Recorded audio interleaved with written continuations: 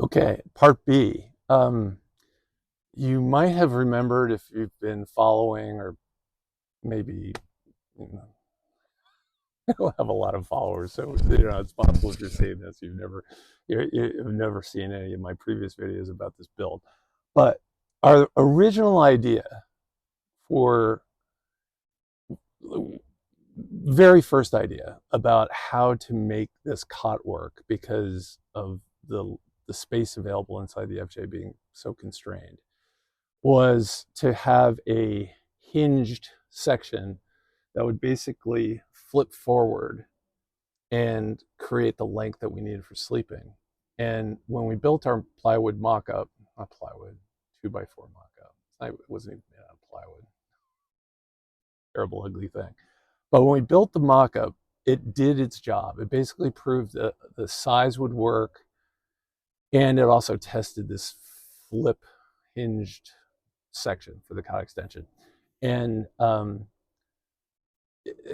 it just didn't work. It bound up on the headliner up here and just wasn't going to work. So we came up with Plan B, and Plan B was a sliding section of the cot top that we call the cot extension.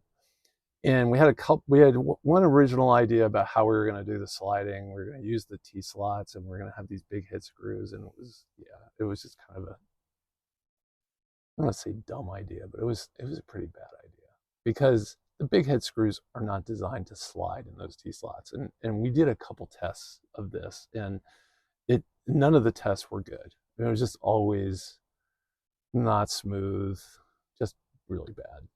So I did a little research with a little help from the FJ forum and found a linear glide product available from our framing vendor, our extrusion framing vendor, that is really meant for industrial applications. But when I saw this and I started thinking about it, I'm like, okay, that's going to work perfectly for what we're thinking about. And it's going to hold up. It's not going to break because it's designed for industrial applications. It's not going to break. So basically what it is, it's two rails that have, they're aluminum extrusions that have a hardened steel rods. There's two of these rods per rail, top and bottom. And then in those rods in the rail, uh, the bearings for the glide car ride, and the glide car then gets attached to the thing that slides, and the whole thing slides using those glide cars on the rail. So the rail's fixed to the frame, it doesn't move, but the glide cars move with the part that actually slides. All right, so the way I have it right now, I'll go off camera for a bit. The way I have it right now is sort of typical drive mode. So the passenger seat is as far back as it'll go, and it's as far back as the driver's seat. So it's comfortable. There's plenty of leg room. It's very comfortable. And you can kind of see a couple things. One is you can see that the cot extension, which is this part right here, is in its retracted drive mode position. And and you can just see it over here, right there, is the plunger, which I bought off McMaster Car. And that plunger holds the cot extension in place so it won't slide while we're driving. I was really concerned that once I put these linear rails in, this thing was going to glide very easily and almost too easily. So I'm getting a warning that my battery's low. It's typical. Let's shoot a video while there's very little battery life left in your phone. That's really a good idea. Anyway, hopefully I can do this. Hopefully it'll continue to shoot while this is happening. I don't know. We'll see. All right, so now I'm going to go into sleep mode. Slide the seat all the way forward, tilt it, and then release the plunger, slide it. It's pretty easy to slide. And then it'll slide as far as the stops that I have mounted in the rail. and that's as far as it'll go.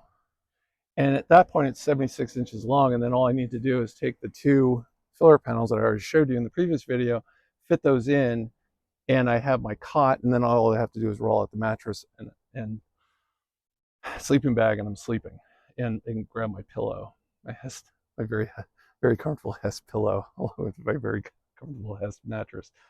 Now, I don't know if you could see it in the video. You might be able to see a little bit of it. The Anchor power station is located right here. The water pump's right here. The water cubes are going here and here. There's two of them. Let me slide this back.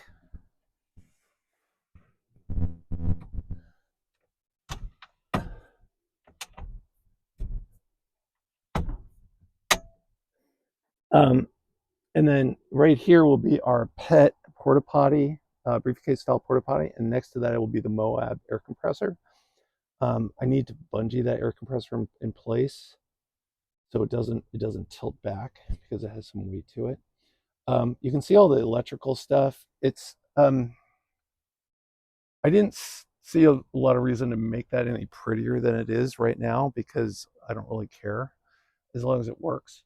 There's a whole tangle of wires down here that I'm going to clean up, but that's just there for testing purposes. So that part's not done.